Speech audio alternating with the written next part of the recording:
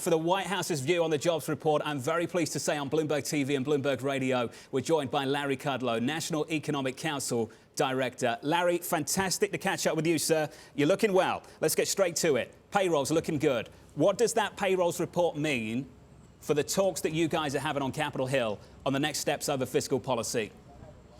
Well, look, I think the continued rise in payrolls, and bear in mind, Jonathan, you know, this was a hotspot payroll report. This was July 20th to 18, and the surging hotspots in the South and West and some other places began in the back end of June and lasted through July.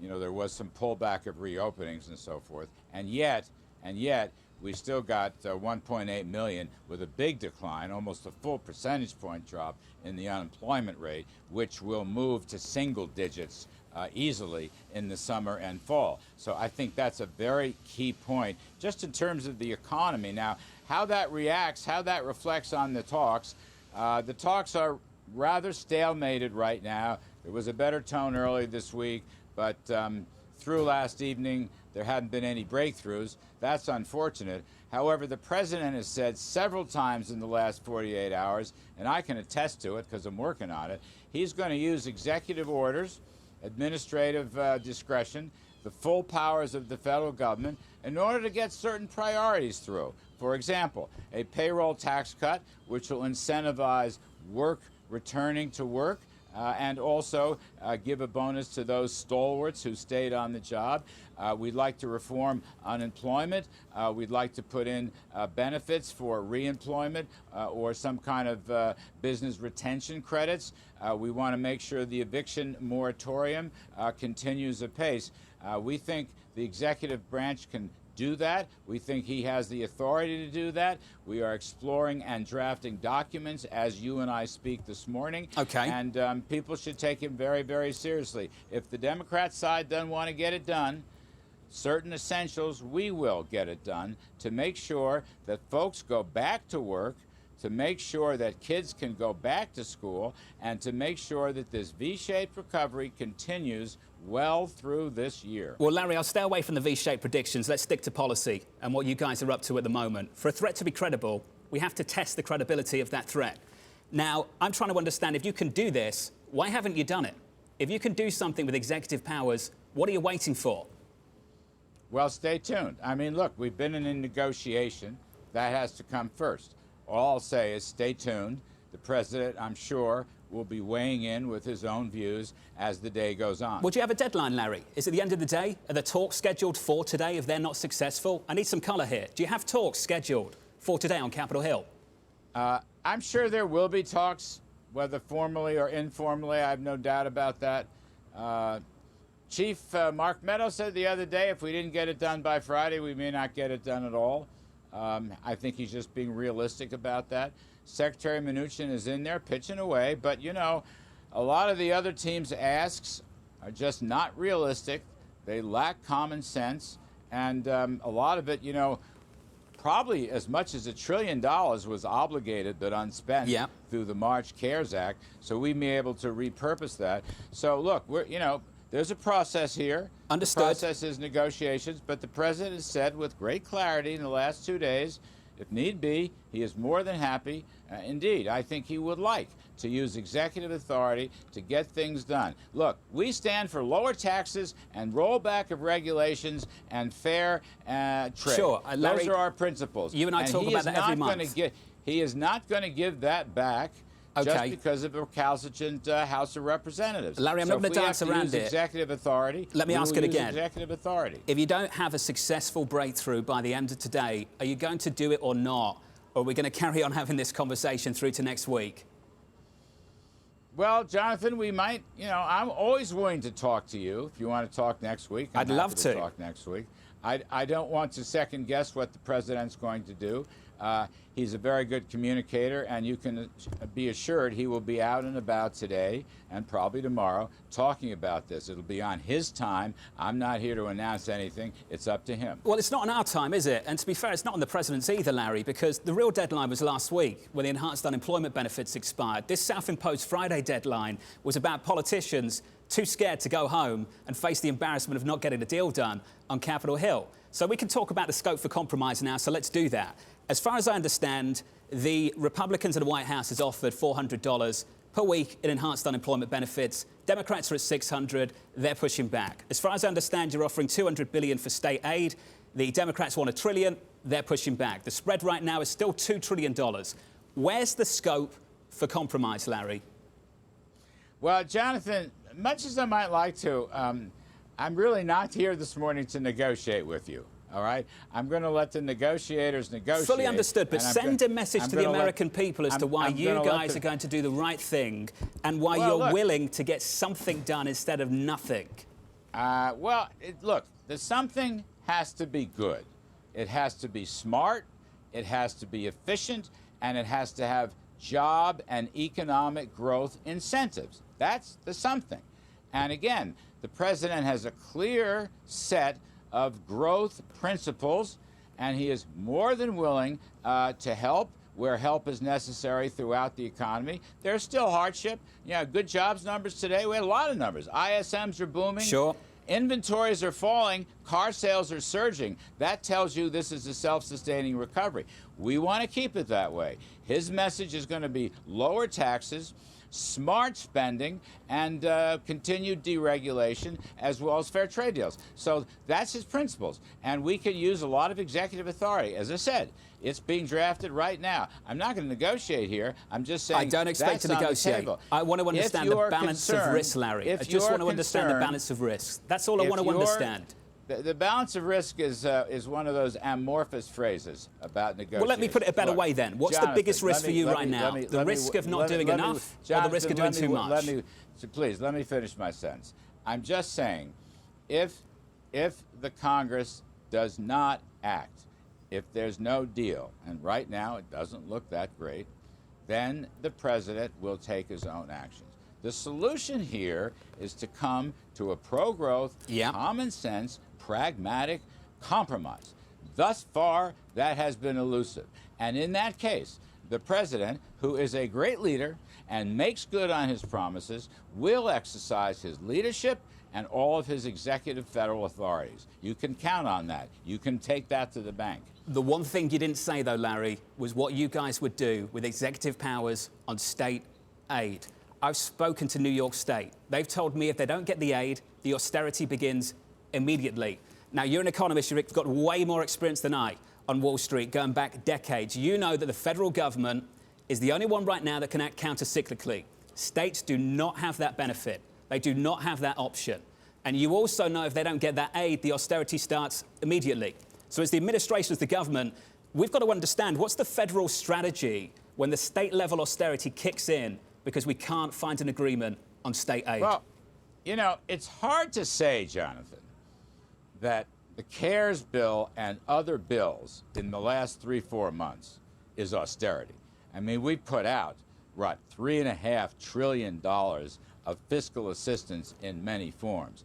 The Federal Reserve, all in, has put out over $7 trillion through the money supply and their lending facilities. This is not austerity. I mean, that's what the numbers Not from the show. federal government, Larry. I'm not suggesting it will be. I'm saying from states, they will have to cut. You know they will.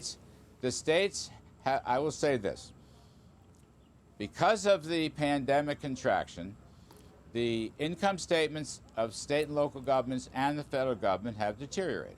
Absolutely. Now, what is the solution? Some of the solution is in aid.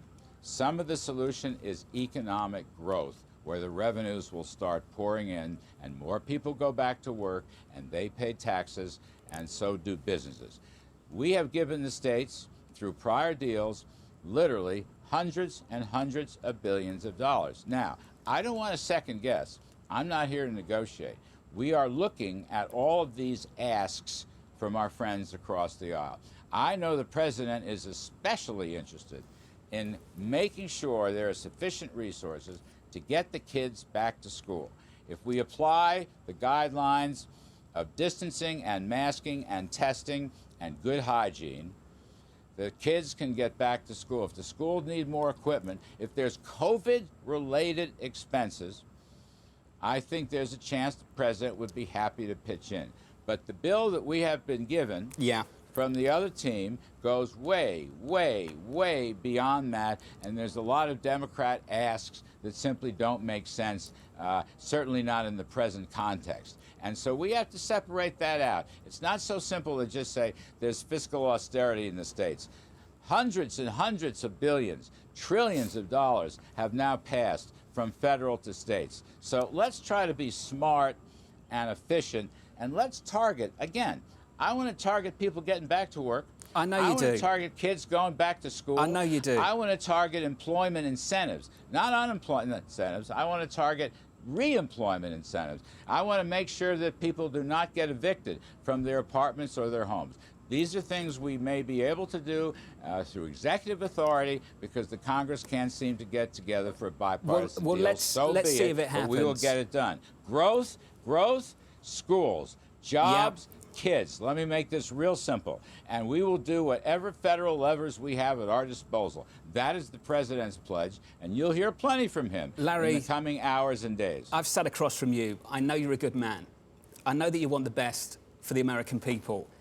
I've also watched what it's like to watch your dad come home because the business has got to close.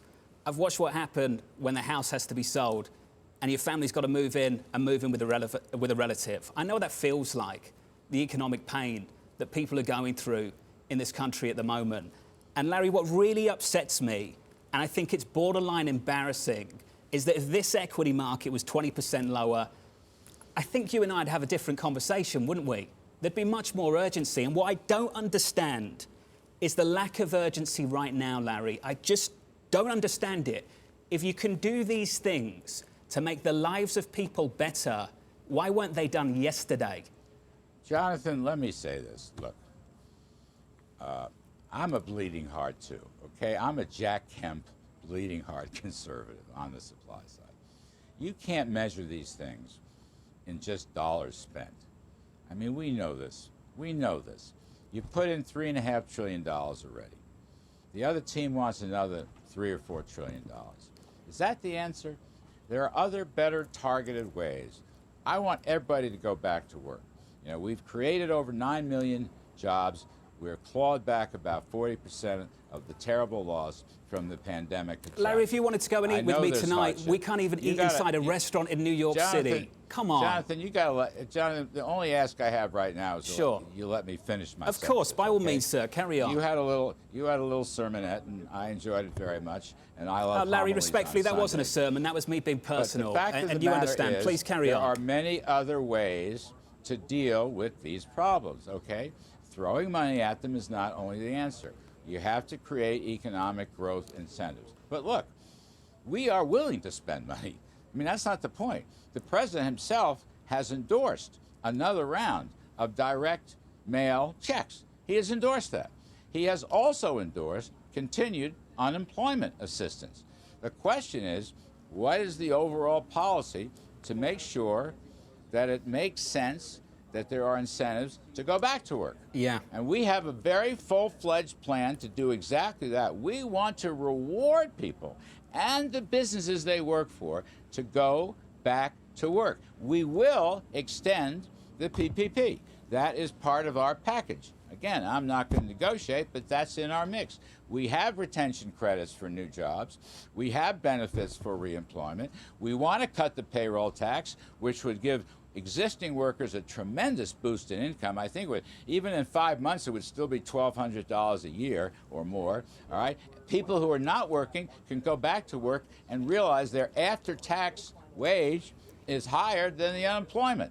That's a good thing. So we got to be smart. It's not just a question, you know, I'm not going to cede the ground of compassion. We are all compassionate. Yeah. We all want everybody. We all know people, families, cousins, kids, neighbors who have been damaged by this terrible pandemic correction. We know that. And we've been working on this now for 5 months at warp speed. We are even at the point now where 6 or 7 companies, aided by federal money, large chunks of it, are in phase 3 of vaccination testing, which is a huge part of the story. And as far as getting the kids back to school, in addition to the masking and the distancing and the hygiene and so forth, we are willing. We have in our negotiating position a good deal of money, well over $100 billion to help them get to school. So we're trying to target things, but we're not going to allow a transformation of the economy whereby the government and its planners run everything. Healthcare, energy, you name it. We are not going to go down that road. We've tried that in the past, and it does not work. You have to be smart. You have to focus on the incentive model of growth, and then we will see the successes. We've had plenty of economic comebacks in this country. Throwing money at every problem is not the best course of action. Let's be smart, let's be efficient, and let's provide incentives. And again, if we can't get a compromise the way we did last March, then the president will act with his own executive powers. And let me tell you, it's not a bluff. Final question, because I know I'm going to get in trouble with the White House for keeping you too long, Larry. What am I going to see first? Executive action on all the things you describe, or sanctions on Carrie Lam? Jonathan, those are completely disconnected. I'm not going to respond to that. Well, do we expect an announcement on that a little bit later? Jonathan, I'm not here to talk about those. We have already done an executive order with respect to sanctions on Hong Kong and China for their many misdeeds, not only taking away the freedom of Hong Kong and breaking a 50-year deal, but Chinese have to be held accountable on their bad behavior during the pandemic, their bad human rights records, what they're doing militarily in the South China Sea, and we are putting out, as you probably know, we are going to protect American investors with a much tougher approach with respect to the auditing of Chinese public companies. And the Public Accounting Board and the SEC, we had a Treasury or a financial working group. We just published this stuff. We're going to give 1 year to shape up on the audits and on the working papers behind the audits to see if they deserve a listing on American exchanges. We have to protect our own investors. We have to protect our national security. Those are tough, gritty issues, and we're making progress. Those are separate issues, however, from these fiscal negotiations.